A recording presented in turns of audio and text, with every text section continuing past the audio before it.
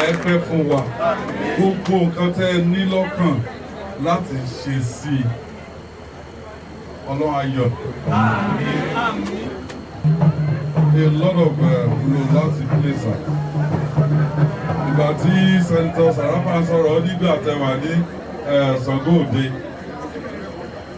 ẹ ṣì wá Ṣàngó Òde sà ẹ tó bá fẹ́ máa tọrọ ẹ̀ jẹ́ so we will continue to forward to your leadership.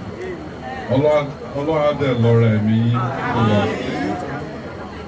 Ẹ̀yin tí ẹ dúró pé make a pronouncement bí lẹ́nìí kò sí pronouncement kankan. Tẹ bá ti gbàdúrà tán tẹ jẹun tán ẹ máa lọ lé yín.